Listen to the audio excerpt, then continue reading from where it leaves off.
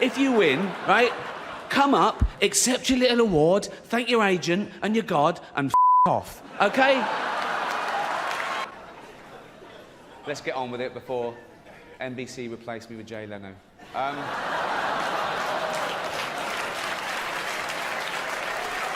Once upon a time in Hollywood, nearly 3 hours long, Leonardo DiCaprio attended the premiere, and by the end, his date was too old for him. So...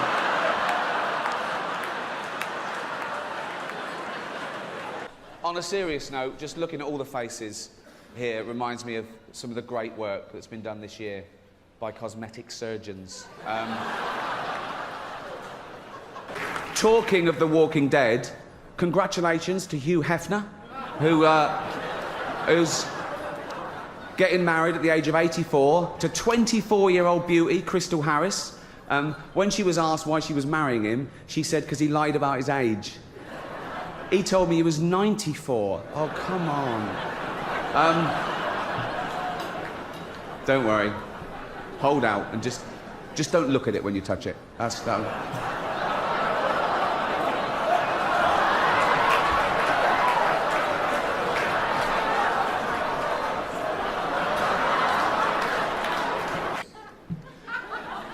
Honestly, I like a drink as much as the next man.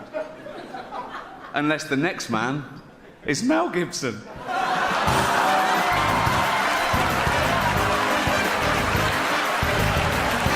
Our first presenter is beautiful, talented, and Jewish, apparently. Mel Gibson told me that. He's obsessed. Please welcome Scarlett Johansson. Our next presenters are two of the funniest people in America. She stole the show on Saturday Night Live, then went on to create, write, and star in her own show, 30 Rock. He was a jobbing actor, career not going that well if I'm being totally honest, who got his big break when I cast him in a remake of a show that I created called The Office. He's now leaving that show and killing a cash cow for both of us. Please welcome the wonderful Tina Fey and the ungrateful Steve Carell.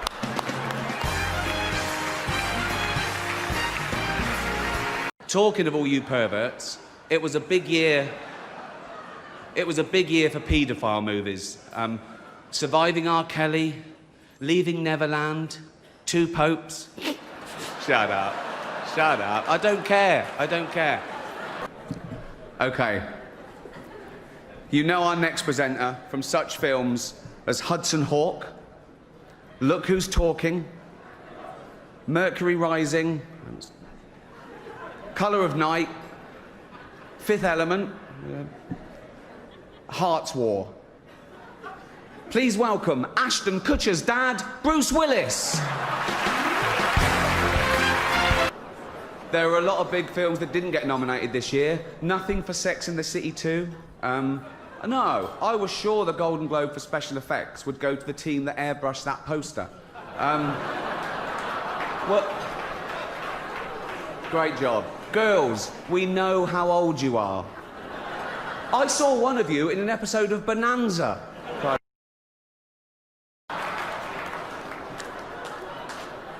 Our next presenter is the star of the hilarious comedy The Martian.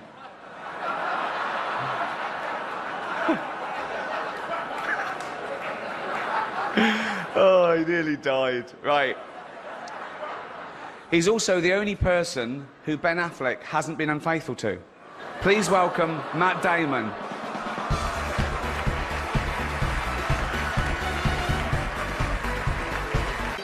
Shut up, you disgusting, pill-popping, sexual deviant scum. I want to do this monologue and then go into hiding, okay? Not even Sean Penn will find me.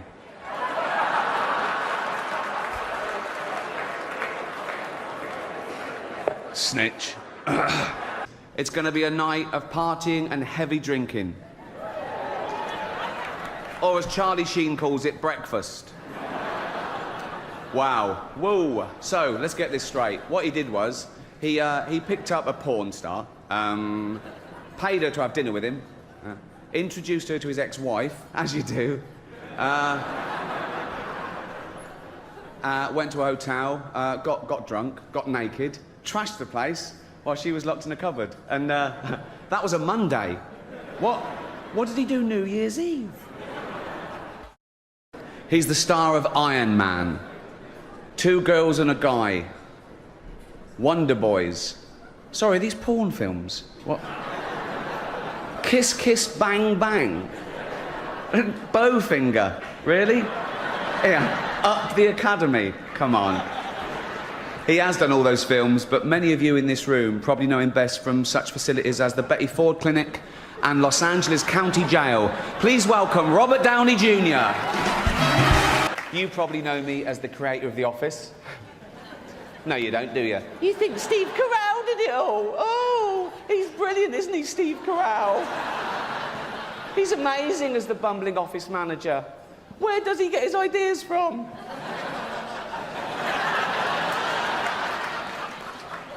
Let's pay him hundreds of millions of dollars and put him in every movie. If you can't be bothered to go to the cinema to see Steve in action, then just watch him every Thursday here on NBC. Our next presenter is an actress who is both beautiful and talented. Born in England, she came to America and has taken Hollywood by storm. The star of the nominated movie The Danish Girl, please... It's a dude. Eddie Redmayne.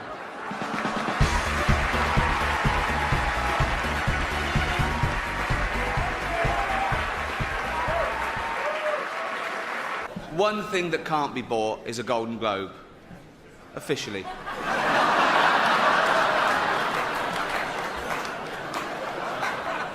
I'm not going to do this again anyway.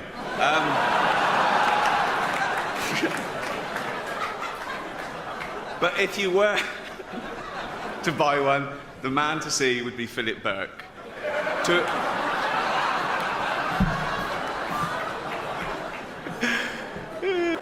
What can I say about our next two presenters? The first is an actor, producer, writer and director whose movies have grossed over $3.5 billion at the box office.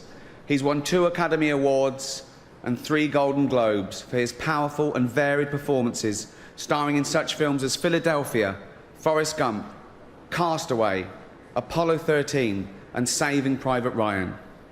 The other is Tim Allen.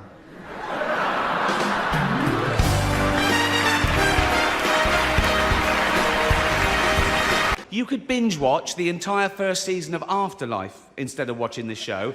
That's a show about a man who wants to kill himself because his wife dies of cancer, and it's still more fun than this, okay? Spoiler alert, season 2 is on the way, so in the end, he obviously didn't kill himself, just like Jeffrey Epstein. Shut up. I know he's your friend, but I don't care. Joy and Trainwreck. No, not the names of Charlie Sheen's 2 favourite hookers. The films of our next 2 presenters.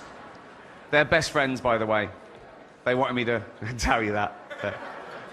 And if you forget, they said they'd tweet you and remind. Basically, they come round and shout it through. They're best friends. It's like they've never had a friend before. Please welcome Amy Schumer and Jennifer Lawrence.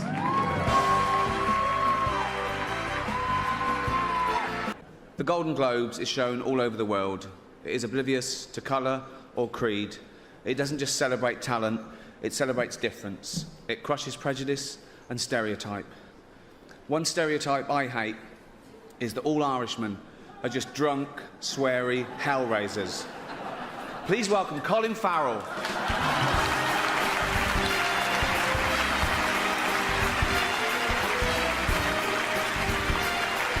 Our next presenters are young and thin, with hair and teeth.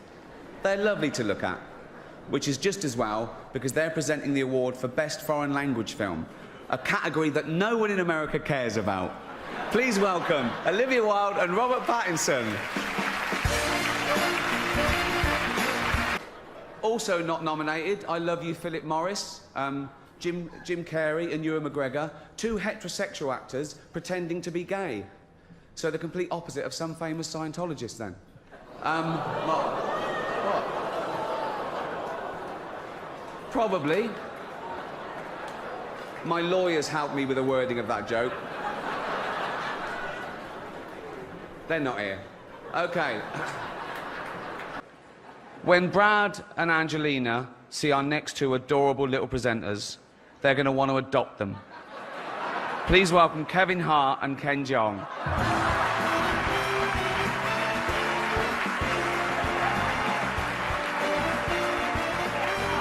Now Caitlyn Jenner, of course. What a year she's had.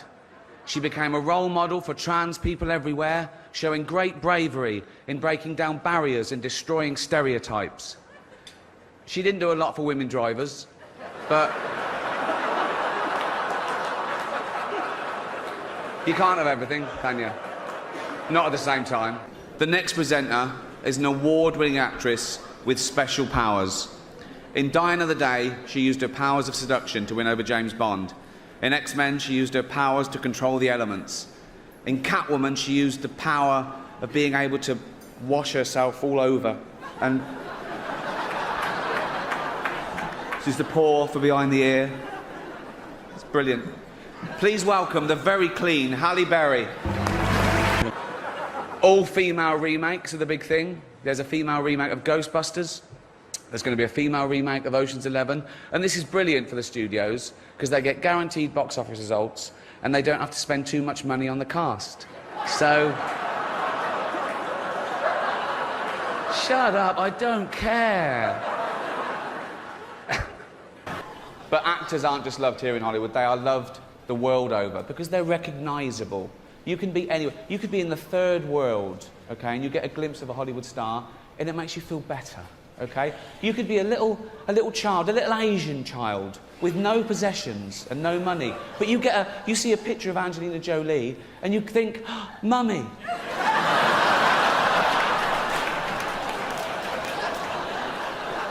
It was a big year for 3D movies. Toy Story, Despicable Me, Tron. Seems like everything this year was three-dimensional.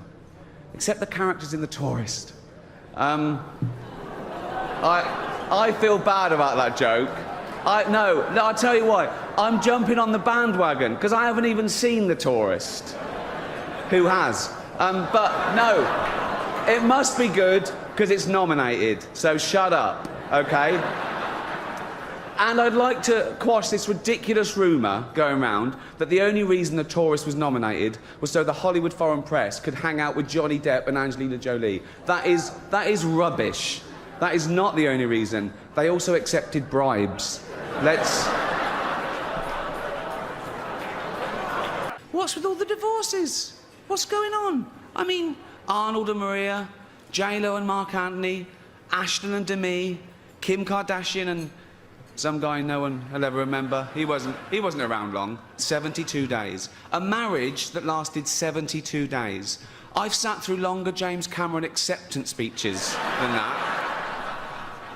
The Catholic Church are furious about the film as it exposes the fact that 5% of all their priests have repeatedly molested children and been allowed to continue to work without punishment. Roman Polanski called it the best date movie ever.